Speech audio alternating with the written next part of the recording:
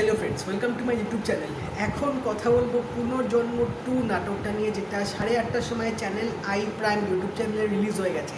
তো নাটকটা কেমন হলো এবং পুনর্জন্ম পার্ট 1 দেখার পর যে এক্সপেকটেশনসটা ছিল, আমরা যে আন্দাজ করেছিলাম গল্পটা কীরকম হতে পারে, সেটা কতটা ম্যাচ করলো, কী হলো না হলো, সব তোমাদের সাথে শেয়ার করব। ভিডিওটা কিন্তু অবশ্যই শেষ অবধি দেখবে। পুনর্জন্ম 1 নাটকটা আমি কিছুদিন আগেই দেখেছিলাম, যেটা আমি রিভিউ করেছিলাম, এবং ওই নাটকটা দেখার পর আমি বলেছিলাম যে আমি রীতিমতো নাটক 2টা নিয়ে বিশাল এক্সাইটেড ছিলাম, কারণ নাটক 1-এ এন্ডিংটা এত অসাধারণ করেছিল যে 2টার জন্য আমি জাস্ট অপেক্ষা করছিলাম। তো আজকে 2টা দেখে উঠলাম। এবার 2টা দেখার পর আমার মনে হচ্ছে নাটকের পার্ট 3টা কখন আসবে, পার্ট 3টা তাড়াতাড়ি আসুক, এটাই আমার মনে হচ্ছে। দেখার পর সেইভাবেই শেষটা হয়েছিল। এবং তোমরা যারা এতক্ষণে দেখে নিয়েছো তাদেরকে বলে রাখি, পুনর্জন্ম পার্ট 3 কিন্তু আসছে, তারা এন্ডে সেটা বলে দিয়েছে। এবার নাটকটা নিয়ে যদি একটু আমি তোমাদের গল্পটা বলি, এখানে দেখানো হচ্ছে যে আফরান নিশোর যে ড্রাইভার ছিল সে নিখোঁজ হয়ে যাবে, তাকে খুঁজে পাওয়া যাচ্ছে না গাড়ির সাথে।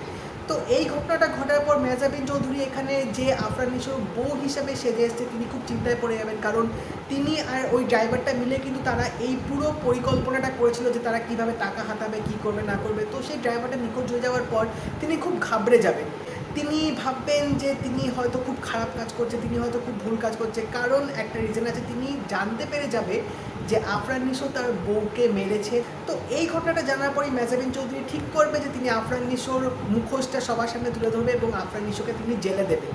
কিন্তু তিনি কি সত্যি সাকসেসফুল হবেন এবং আফরান নিশো কি নিজেকে বাঁচাতে পারবে, সেই সব কিছু তোমরা নাটকটার মধ্যে দেখতে পাবে। এবং এই নাটকে কিন্তু খায়রুল বাশার আছে। আমি সিরিয়াসলি জানতাম না যে নাটকটার মধ্যে খায়রুল বাশার থাকবে। তো আমি যখন দেখলাম I was quite surprise, but একটু আফসোস হচ্ছিল যে খায়রুল বাশারকে যদি আরেকটু স্ক্রিন প্রেজেন্সটা দেওয়া হতো তাহলে হয়তো বেশি ভালো লাগতো। বাট এখানে খায়রুল বাশারের ক্যামিও রোল থাকা সত্ত্বেও তার যে রোলটা কতটা গুরুত্বপূর্ণ, কতটা ইম্পর্টেন্ট, সেটা কিন্তু তোমরা একদম এন্ডে গিয়ে জানতে পারবে। এবার নাটকটার যে জিনিসগুলো আমার ভালো লেগেছে সেগুলো নিয়ে একটু কথা বলি। সেটা হচ্ছে ফার্স্টে এখানে গল্পটা, এখানে স্ক্রিন প্লেটা কিন্তু বেশ ভালো ছিল, কারণ প্রত্যেকটা মুহূর্তে একটা সাসপেন্স এখানে তৈরি করবে যে কী হচ্ছে না হচ্ছে, আফরান নিশো এখানে কী করছে এবং খায়রুল বাশার কোত্থেকে আসলো, তার এখানে মোটিভটা কী, তিনি কেন আফরান নিশোর সাথে এত কাছে ঘেঁষার চেষ্টা করছে, সেই গল্পের বিল্ড আপটা কিন্তু এখানে ভালো অবধি করা হয়েছে।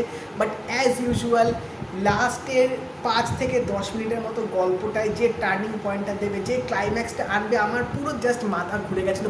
আমি জাস্ট ভাবছিলাম যে ভাই কী দেখছি আমি, জাস্ট কী হচ্ছে, যেভাবে এখানে মিস্ট্রিটা পুরো আনফোল্ড করলো এবং প্যাচের ওপর প্যাচ যেভাবে লাস্টে দিতে থাকলো আফরান নিশো, সেটা আমি যখন দেখছিলাম না আমার জাস্ট পুরো মাথা লিটারালি খারাপ হয়ে গেছিলো। এবং যেভাবে এন্ডিংটা হলো, বস পার্ট 3টা কিন্তু পুরোপুরি জমে যাবে, জাস্ট মারাত্মকভাবে জমে যাবে। পার্ট 1টা যা হয়েছিল, পার্ট 2 তার লেভেল গেছে এবং পার্ট 3 আমি ড্যাম শিওর তারও নেক্সট লেভেল চলে যাবে। তো ভিকি জাহেদ এখানে কিন্তু তিনি একটা পুরো তুরুপের তাস মেরে দিয়েছেন লাস্টে, ওরকম একটা এন্ডিং করে, কারণ আমি ভেবেছিলাম যে এটা হয়তো পার্ট 2টা দিয়েই তিনি শেষ করে দেবেন। এবং এখানে যদি পারে আমি অ্যাক্টিং নিয়ে কথা বলি, প্রত্যেক জনের কিন্তু অ্যাক্টিংটা বেশ ভালো ছিল। বাট অ্যাজ ইউজুয়াল এখানে আফরান নিশো জাস্ট ফাটিয়ে দিয়েছে। তোমাদের একটা সিন আমি বলতে চাই, যেখানে আফরান নিশো ক্যামেরার সামনে দাঁড়িয়ে তিনি বলবে যে আমি ভালোবাসি তোমাকে কিন্তু তোমাকে মেরে ফেলেছি, ওই সিনটা আমি ডিটেলসে গেলাম না।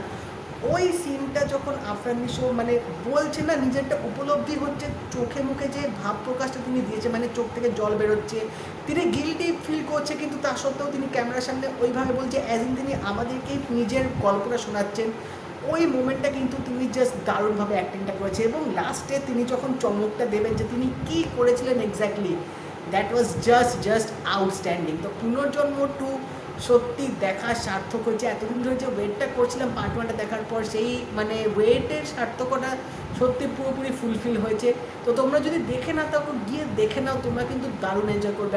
যদি এই ভিডিওটা ভালো লেগে থাকে লাইক করে দিও, শেয়ার করে দিও, চ্যানেলটা কিন্তু অবশ্যই সাবস্ক্রাইব করে দেবে আর নোটিফিকেশন বেলটাও কিন্তু অল করে দিও। তো দেখা হবে পরের ভিডিওতে, বাই।